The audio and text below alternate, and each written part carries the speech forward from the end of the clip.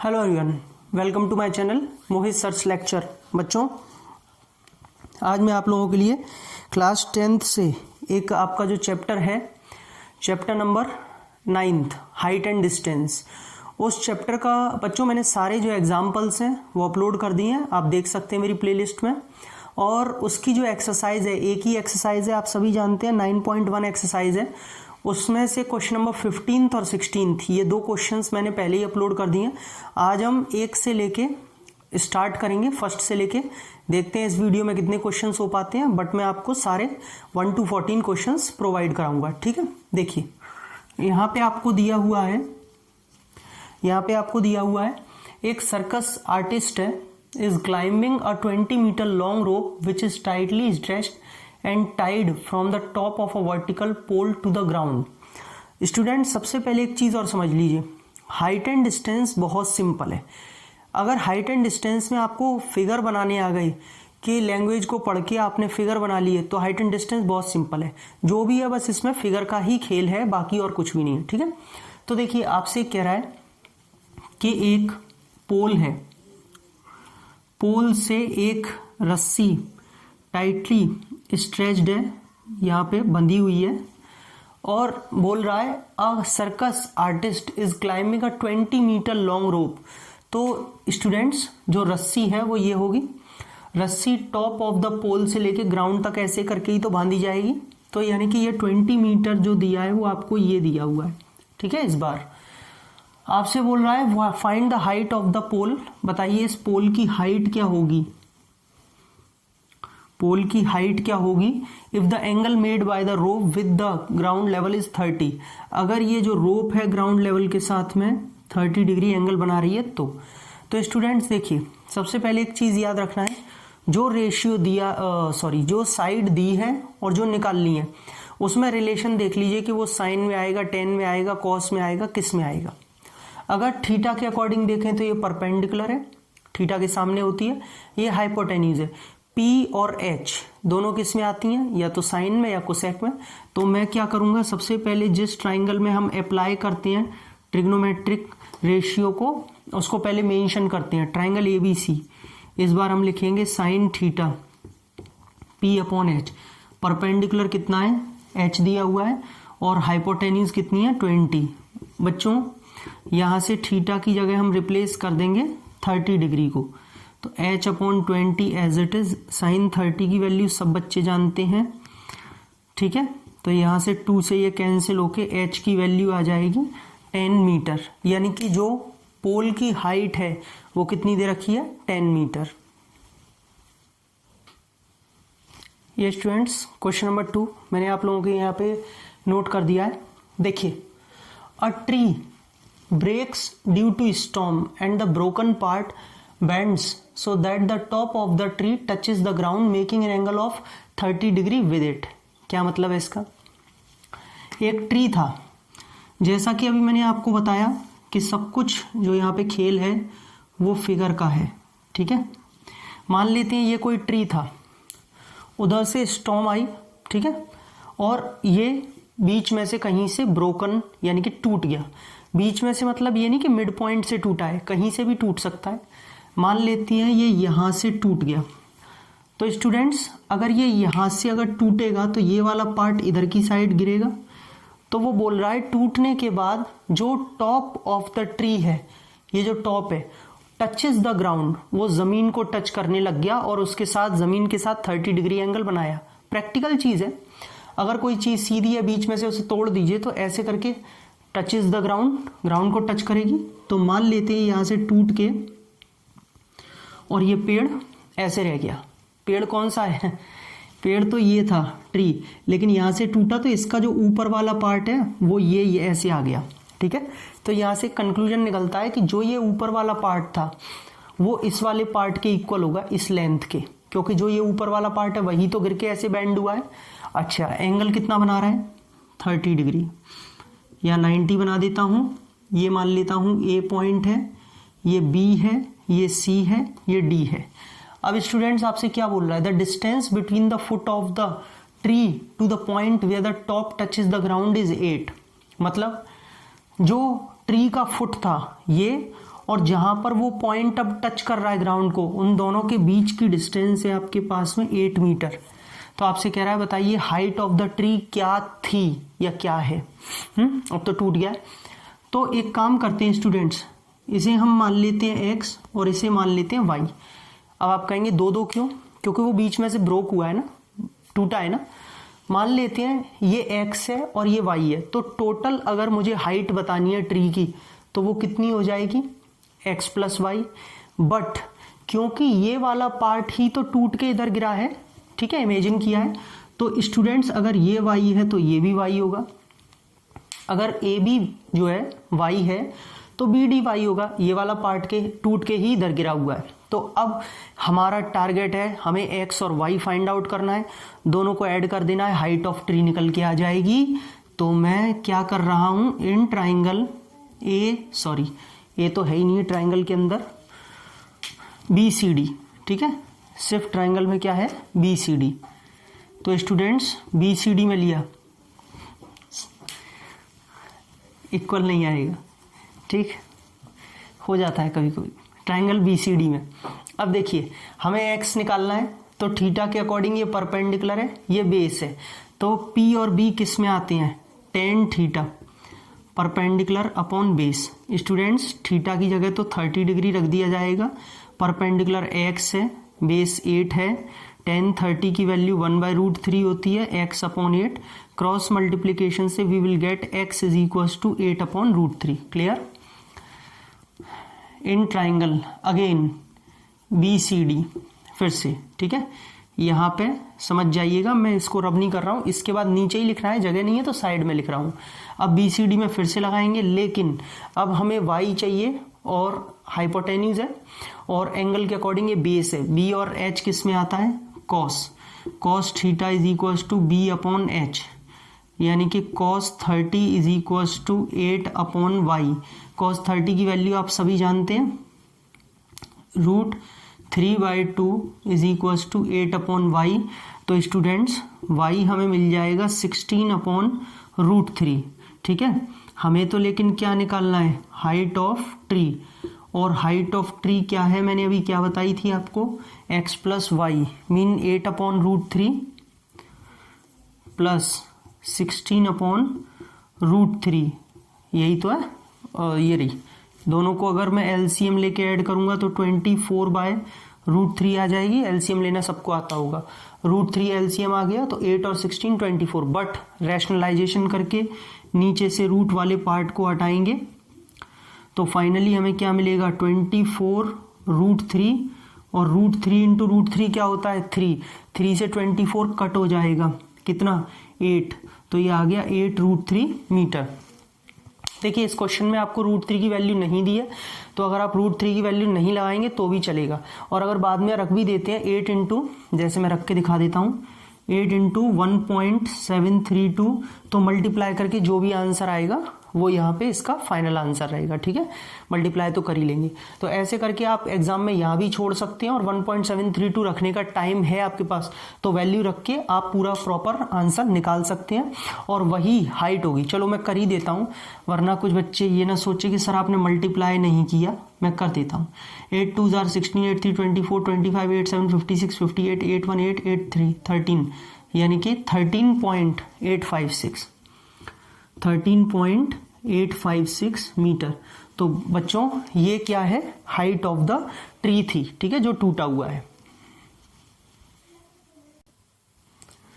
देखिए स्टूडेंट्स, ये question number 3 मैंने नोट कर दिया है यहाँ पे।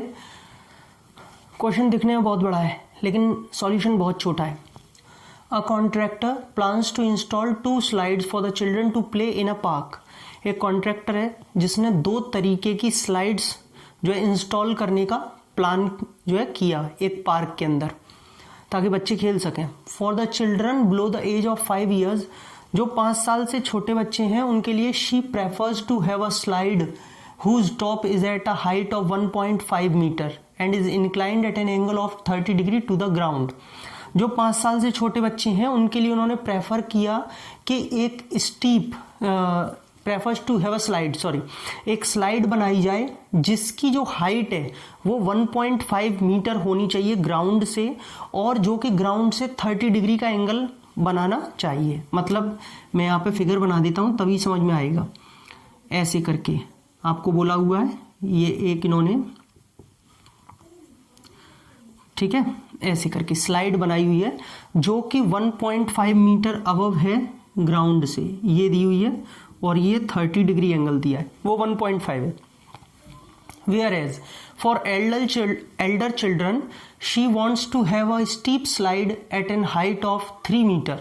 और जो 5 साल से बड़े बच्चे हैं या एल्डर जो है चिल्ड्रन है, उसके लिए उन्होंने सोचा कि ये 3 मीटर की हाइट पर एक स्लाइड बनाई जाए, ठीक है, और जो कितना एंगल बना रही हो, at an angle of 60 degree, जो 60 डिग्री बना रही हो ग्राउंड से, ऐसे करके। तो आपसे पूछा है what should be the length of slide in each case, बताइए दोनों केसेस में।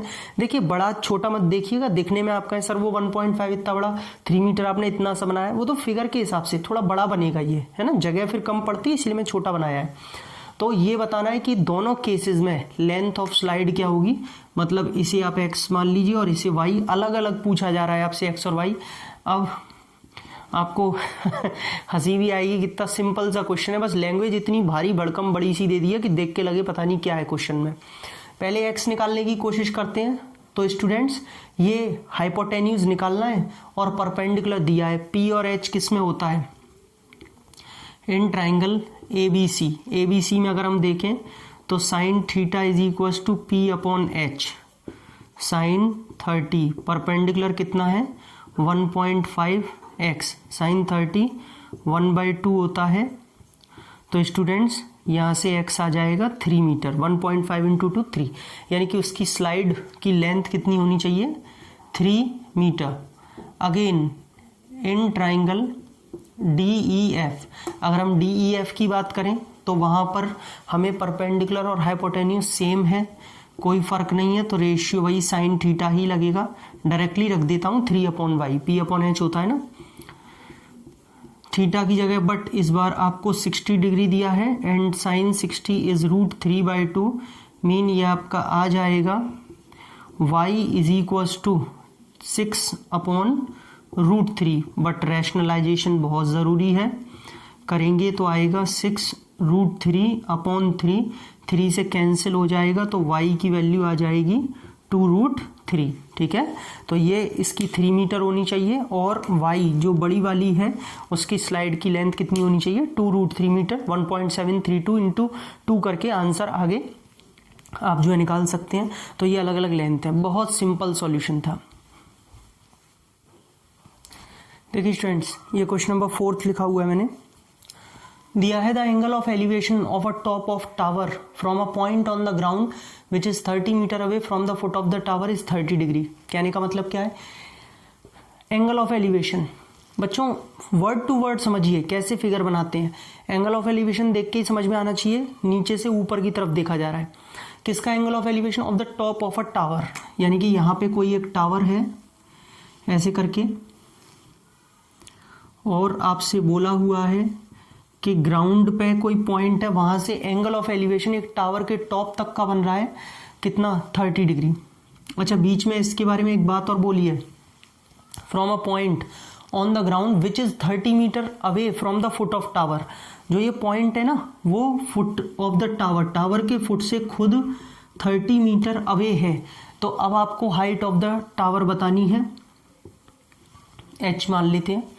अच्छा मैंने पहले लैंग्वेज लिखी नहीं थी, लेकिन मैंने जब एग्जाम्पल्स कराए थे आई थिंक तब मैंने बताया था कि लैंग्वेज भी थोड़ा बता दिया कीजिए ताकि आपके मार्क्स ना कटे। Let the height of tower, चलिए मैं इसमें लिख देता हूँ BH, क्योंकि ये छोटा सा क्वेश्चन, छोटा सॉल्यूशन है इसीलिए। इन ट्राइंगल ABC, ठीक है, वही चीज़ फिर से एंगल के अकॉर्डिंग, ये परपेंडिकुलर और ये बेस, और P और B किस में होता है tan थीटा।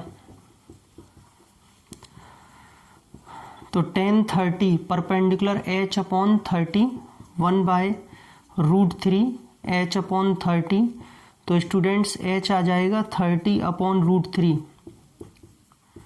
रैशनलाइजेशन करना बहुत ज़रूरी है, 30 √3/3, 3 से कैंसिल, 10 √3। चलिए √3 की वैल्यू भी रख देता हूँ 1.732, 10 का मल्टीप्लाई करने पे आएगा 17.32 मीटर। मतलब ये क्या निकल के आ गई, height of the tower 17.32 metre. देखिए स्टूडेंट्स, ये है क्वेश्चन नंबर 5। बहुत सिंपल है, बट मुझे कराना इसलिए पड़ा क्योंकि इसमें एक कन्फ्यूजन ना हो जाए स्टूडेंट्स को, इसलिए एक बात बतानी है। A kite is flying at a height of 60 metre above the ground. Students, इसी लाइन में थोड़ा सा क्या होता है, कभी कभी स्टूडेंट्स को एक कन्फ्यूजन हो जाती है। वो क्या हो जाती है वो बताता हूँ अभी। देखिए यहाँ पे आपसे बोला हुआ है कि एक काइट है जो ग्राउंड से 60 मीटर की हाइट पर उड़ रही है। अब पता है बच्चे कभी कभी क्या सोचते हैं कि काइट उड़ रही है मतलब यहाँ से वहाँ पर उड़ रही है तो 60 मीटर ये दिया होगा, लेकिन नहीं, ध्यान से, आपको 60 ये नहीं दिया है, इस बार 60 मीटर ये दिया है। क्योंकि आप पढ़िए, वो आपसे कह रहा है kite is flying at a height of 60 metre above the ground.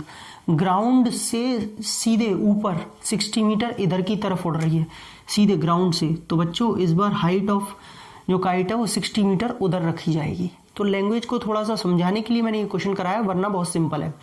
The string attach to the kite is temporarily tied to a point on the ground. जो स्ट्रिंग है ना, धागा, वो टेम्पररीली टाइड है टू द ग्राउंड, मतलब यहाँ kite से लेके धागा ग्राउंड तक बंधा हुआ है। The inclination of the string with the ground is 60। जो धागे के साथ में एंगल बन रहा है, इंक्लिनेशन बन रहा है, वो 60 डिग्री है। Find the length of the string. तो बताइए उस धागे की लंबाई क्या है। तो धागा तो इस बार ये है ना, धागा तो यही रहेगा। तो हमने क्या किया, इसकी लेंथ को x मान लिया। तो ये थोड़ा लैंग्वेज में कंफ्यूजन ना हो, इसीलिए मुझे ये क्वेश्चन कराना पड़ा। Let the length of string be x। मैंने मान लिया x है, जैसा कि अभी तक कराते आ रहा हूँ। एंड ट्राइंगल ABC क्या लगाएंगे बताइए। हमें यहाँ पर इसके हिसाब से परपेंडिकुलर है, ये हाइपोटेन्यूज है। P और H किस में आता है, sine 60। Perpendicular upon hypotenuse √3/2 is equals to 60 upon x। x is equals to आएगा 120 अपॉन √3।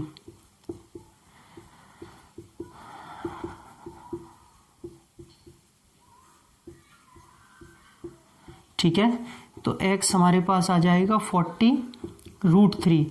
एक काम करता हूँ, मैं वैल्यू पुट कर ही देता हूँ ताकि कोई कन्फ्यूजन ना हो, और मल्टीप्लाई कर लेते हैं। 17.324 428 43 12 47 28 29 414 6 69.28 metre.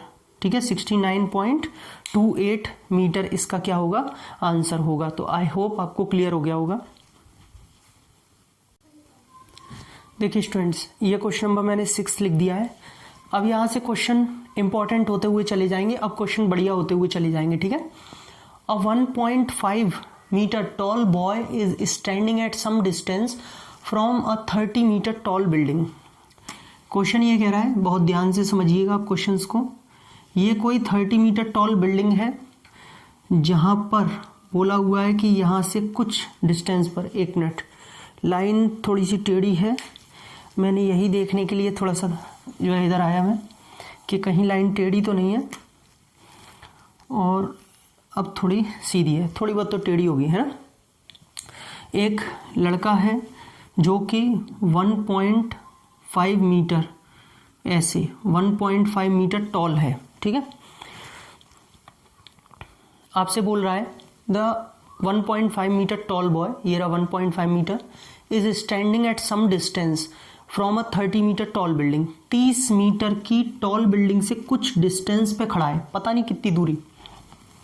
The angle of elevation from his eyes to the top of the building increases from 30 degree to 60 as he walks towards the building. जैसे जैसे उसने बिल्डिंग की तरफ स्टार्ट किया चलना, वैसे वैसे उसका एंगल ऑफ एलिवेशन जो बन रहा था टॉप ऑफ द टावर तक, वो बिल्डिंग तक वो 30 से 60 चेंज हो गया। देखिए कहने का मतलब, पहले वो यहाँ से देख रहा था, और देखिए एंगल ऑफ एलिवेशन जो बन रहा है फ्रॉम हिज आईज, आंखों से बोला हुआ है, और प्रैक्टिकल सी बात है, आंखों से ही बनेगा, आंखों से ही बंदा देखता है। ठीक है, लेकिन फिर भी क्वेश्चन ने बोला है पहले जो एंगल बन रहा था वो 30 डिग्री बन रहा था, बट बच्चों एंगल को बेस की ज़रूरत है, यहाँ पे हॉरिजॉन्टल लाइन की ज़रूरत है, हवा में तो बनेगा नहीं। तो हम क्या करेंगे, यहाँ से चलो एक काम करो, एक डार्क लाइन ही डाल दो ऐसे करके, डॉटेड हटा दिया, फिर दिक्कत हो समझने में आपको, इसीलिए। तो स्टूडेंट्स ये हॉरिजॉन्टल लाइन के साथ ही तो एंगल बनेगा। जो एंगल पहले तो बन रहा था 30 डिग्री, लेकिन जैसे जैसे वो लड़का आगे बढ़ता गया उसका एंगल ऑफ एलिवेशन चेंज हो गया। मान लेते हैं वो यहाँ पे पहुंच गया और उसका एंगल ऑफ एलिवेशन अब 60 डिग्री हो गया। ठीक है, बोला ना उसने एंगल ऑफ एलिवेशन इंक्रीजेज, 30 से 60 हो गया जैसे जैसे वो आगे बढ़ा। बताइए, find the distance he walked towards the building. वो बिल्डिंग की तरफ कितना डिस्टेंस चला, मूव किया। ये ए, ये बी, ये सी, ये डी, ये ई, ये सारे परपेंडिकुलर ही हैं। ठीक है, देखिए अब तो स्टूडेंट्स वो पहले डी पॉइंट पे खड़ा था, ओके ये तो रह गया। एक काम करते हैं, इसे ई बना लेते हैं, इसे एफ बना लेते हैं। ठीक है, चलिए ये तो रह गया था, डी पॉइंट पर खड़ा हुआ था, चलना स्टार्ट किया, ई पॉइंट तक पहुंच गया। तो एक तरीके से हमें फाइंड क्या करनी है, हमें डी ई डिस्टेंस फाइंड करनी है कि वो कितना चला। Okay, let the distance D E be X. जो डिस्टेंस उसे चलना है मान लेते हैं एक्स है वो। ठीक, अच्छा अगर ये एक्स है तो स्टूडेंट्स एफ के बाद इसे जी पॉइंट कर दीजिए, इसे भी कुछ ना कुछ देना पड़ेगा, जी नेमिंग कर दीजिए। ये एक्स है तो ये भी एक्स होगा, एफ जी। ठीक है, एक काम करते हैं, बी जी जो लिखा हुआ है इसको कोई नेमिंग नहीं दे रहे, ऐसे ही चलने दीजिए। अच्छा दूसरी चीज, अगर ये 1.5 है तो ये भी 1.5 होगी। देखिए स्टूडेंट्स, मेरी वीडियो थोड़ी सी लेंदी रहती है क्योंकि मैं आपको पॉइंट टू पॉइंट एक एक चीज़ बहुत डेप्थ में क्लियर करता हूं, तो वीडियो थोड़ी लेंदी रहेगी और इसके लिए मैं कुछ कर नहीं सकता। कुछ बच्चे बोलते भी हैं कि सर आपकी वीडियो थोड़ी लेंदी है। तो बेटा अगर आपको एक एक चीज़ समझनी है, पॉइंट टू पॉइंट लैंग्वेज से फिगर समझना है कैसे क्या लिया, तो वीडियो लेंदी रहेगी। जल्दबाजी में समझाऊंगा फिर आपको समझ में नहीं आएगा, है ना। अब देखिए आपको उसने ये दिया हुआ था, पूरी जो बिल्डिंग है उसकी हाइट कितनी दी थी आपको, 30। अगर ये 1.5 तो ये भी 1.5, तो पूरी 30 में से अगर ये 1.5 चला गया तो यहाँ से लेके ये बचेगा 28.5। क्लियर। तो कुछ बच्चे ये भी गलती कर देते हैं, वो जल्दबाजी में हाइट को जब लेने की बात आती है 30 ले लेते हैं। 30 नहीं लेनी है, 28.5 लेनी है, क्योंकि ट्राइंगल्स तो आपके पास ये वाले हैं ना जिनमें आप अप्लाई करोगे, ए बी जी और ए बी एफ।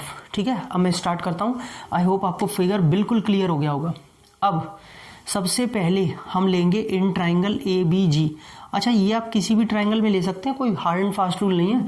ए बी जी में भी ले सकते हैं और ए बी एफ में भी। कुछ बच्चे सोच रहे हो यही वाले ट्राइंगल क्यों, भैया ये सिर्फ राइट एंगल ट्राइंगल में ही लगती है, तो 2 राइट एंगल ट्राइंगल ही देखनी है कौन कौन से हैं। ठीक है, ए बी एफ में लिया, 10 लगा लूँ। 10 क्यों, क्योंकि देखिए थीटा के हिसाब से मुझे परपेंडिकुलर दे रखा है और बेस यहाँ से कुछ मिल जाए तो आगे इस बेस की बात हो, तो P और B। 10 थीटा कितना है 60, परपेंडिकुलर कितनी है 28.5 और बेस कितना है BG। अब देखिए स्टूडेंट्स यही गलती होती है, बच्चे जल्दबाजी में 30 रख देते हैं और गलत हो जाता है, 28.5 रखना है। 10 60 की वैल्यू सब बच्चे जानते हैं।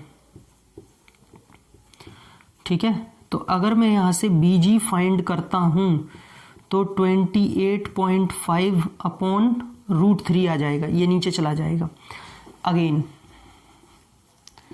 अब मैं यहाँ से लिखूंगा in triangle A B F में देखें तो यहाँ पर हमारे पास है 10 30, परपेंडिकुलर की जगह बच्चों वही रहेगा 28.5, लेकिन बेस की जगह पूरा आएगा BF, और BF में 2 पार्ट है, BG प्लस FG। तो BG तो ऐसे ही रहने दीजिए, लेकिन FG को आप क्या लिख सकते हैं X।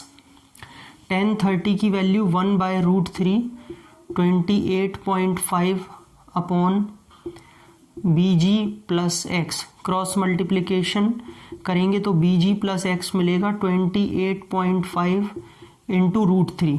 तो स्टूडेंट्स जो आपने BG की वैल्यू यहाँ निकाली है उसे इसमें पुट कर दीजिए, 28.5 upon √3 plus X is equal to 28.5√3।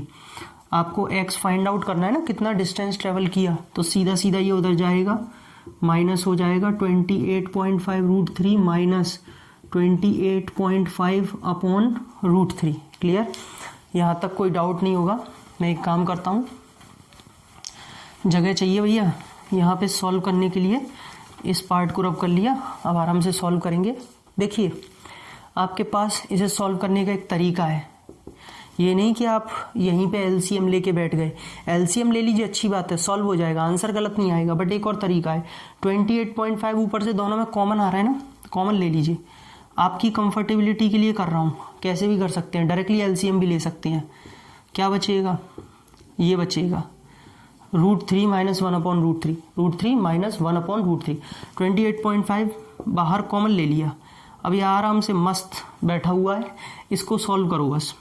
√3 3 minus 1, तो स्टूडेंट्स ये फाइनली बचेगा 28.5 इंटू 2/√3। बचेगा नहीं बचेगा, लेकिन क्या करेंगे, √3 से ऊपर नीचे मल्टीप्लाई है, काफ़ी लेंदी हो गया, तो 28.5 इंटू 2√3/3, यही तो, √3 इंटू √3 3। अब 3 से देखो ये कैंसिल होता है, बिल्कुल होता है, 3 से 9, 3 9 are 27.5 इंटू 2√3, इतना आ गया, तो 9.5 यानी कि 9.5 इंटू 2 19√3 मीटर। ये लीजिए बच्चों, आई थिंक यही आंसर दे रखा है, x is equal to 19√3 metre, यानी कि वो जो बंदा है वो 19√3 मीटर डिस्टेंस ट्रेवल उसने आगे किया है बिल्डिंग की तरफ। आपको अगर √3 की वैल्यू पुट करनी है, आप कर सकते हैं, 1.732 मल्टीप्लाई कर लीजिएगा, और इस तरीके से आपका यहाँ पे क्या आ जाएगा, आंसर निकल के आ जाएगा। तो क्लियर हो गया सभी को?